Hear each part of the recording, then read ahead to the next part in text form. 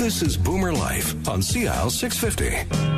It's been a hard day's night, and I've been working like a dog. That's the perfect song. And welcome back to the show.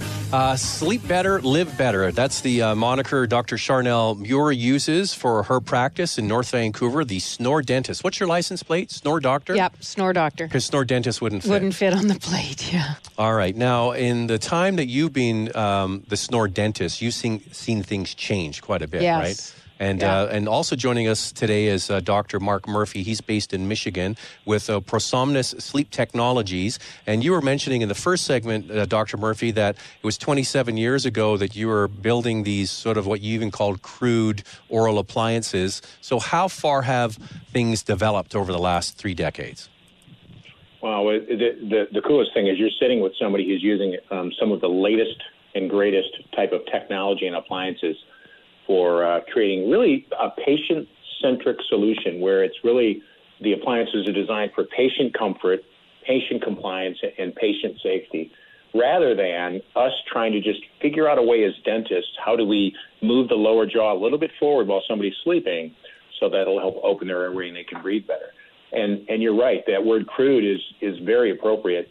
When we started off, the appliances we made were, they looked like almost impression trays that we would use in dentistry for taking impressions of the arches for crowns and bridge work, and then be another impression tray on the bottom, and they wouldn't quite fit together unless you stuck your lower jaw forward. And we weren't making careful measurements. We were just trying to get people's jaw to move forward when they wore these appliances so that they would stop snoring and open the airway and breathe better at night. And guess what? They worked. Despite the size, carefully measured. Yeah. They weren't scientific in their origin or in their nature or in their measurements, but they worked. And then we started to develop appliances that were a little bit more efficient looking and had the term that we use inside dentistry is titratable calibration, so we could actually advance the mandible small amounts and then larger amounts or whatever we thought was appropriate, and we could adjust them, and that was pretty cool.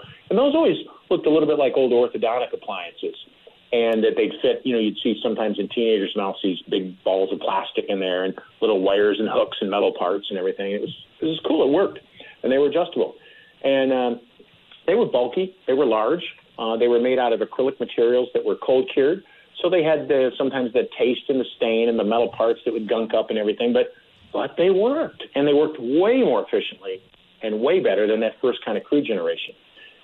What we have today, though, with computer technology and the types of materials we have today is, we have appliances that now are manufactured using CAD/CAM technology. And so they're either milled out of a solid puck of acrylic, which creates a tremendous amount of strength and safety, or they're printed out of some of the nylon materials. So you've got appliances like our appliance from Prosomnus Sleep Technologies or the appliances from Narval that give you these tremendous advantages because there's so much less bulk in the mouth. And if the idea is to move the mandible or move the lower jaw forward, the moment I put a lot of plastic and acrylic inside the mouth, I've got to move the jaw farther forward because there just isn't much room for the tongue. So this allows us to not have to move the jaws forward. It's much more comfortable. It's safer. There's no metal, moving parts. I mean, it's slick. It's fun to do this kind of dentistry day. Would you say, Dr. Mira? Oh, and I would totally agree. It's interesting because, as listeners, if they've listened to previous segments, they'll know my introduction was approximately 30 years ago with Alan Lowe.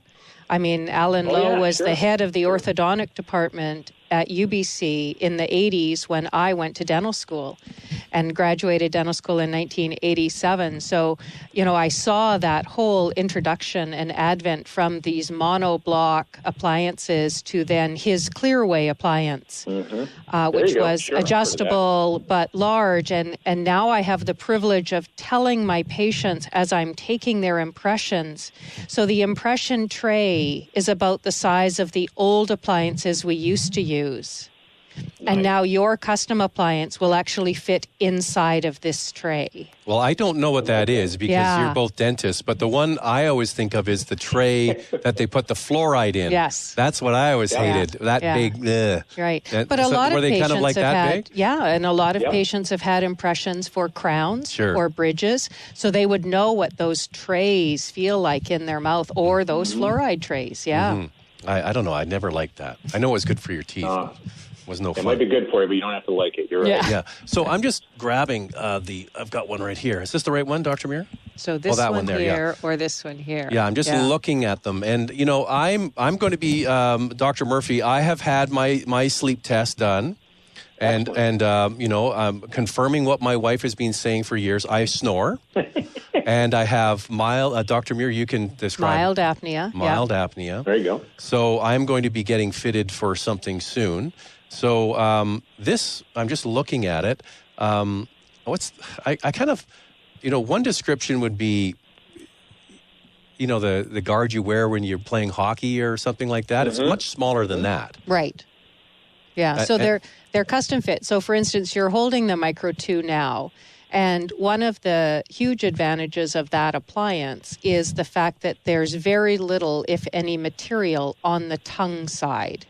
Right. So you see how. Oh, I see. Yeah. So the inside of where you would put your tongue, the tongue against the bottom of your teeth, that's still available. Right. So the appliance itself is custom formed and feathered into the shape of your tooth on the tongue side. So there's a nice transition there. That's right. Right. Yeah, so it's not something that bothers your tongue, but it gives the tongue the maximum amount of natural space that it would have within your mouth. Because it's all about the tongue, right? Because that's what you're trying to do is move the tongue forward. Correct. Right, so the base of the tongue is attached to the lower jaw. So when I move the lower jaw forward, the tongue comes along for the ride. It doesn't have a choice.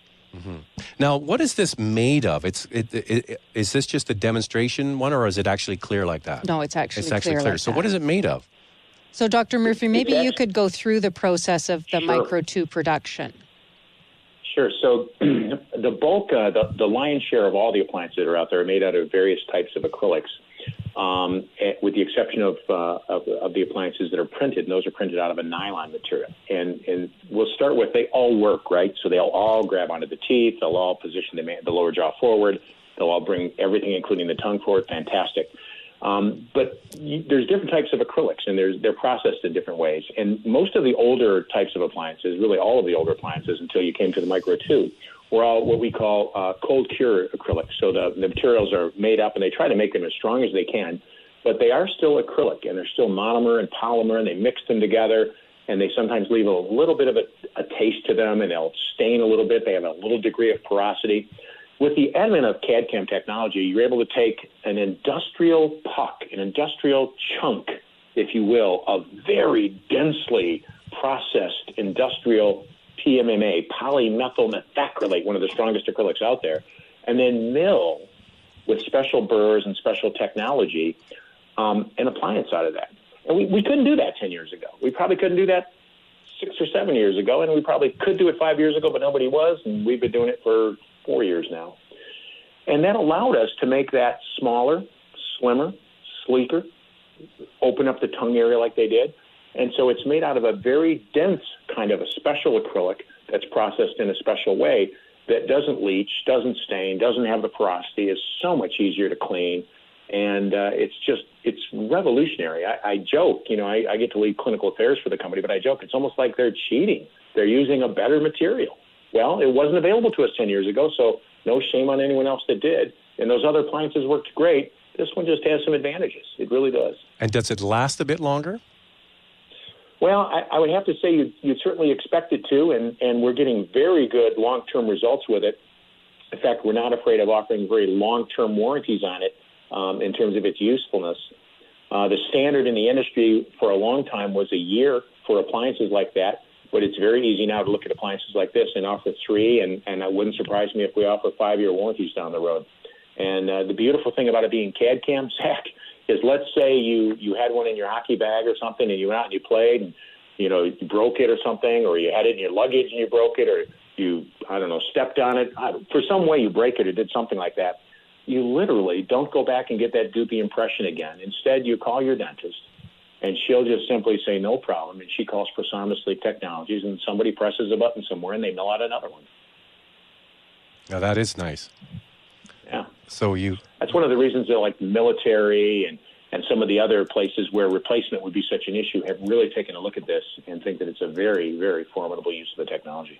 That's Dr. Mark Muir, who joins us from Michigan, and Dr. Charnel Muir is here regularly as the SnoreDentist. And when we come back, I want to talk a little bit about how you adjust the bite and the movement of the jaw with your devices and how that can change over time. When we continue talking about getting a good night's sleep, snoring, and sleep apnea next on CL 650. Celebrating the baby boomer lifestyle. This is Boomer Life on CL 650.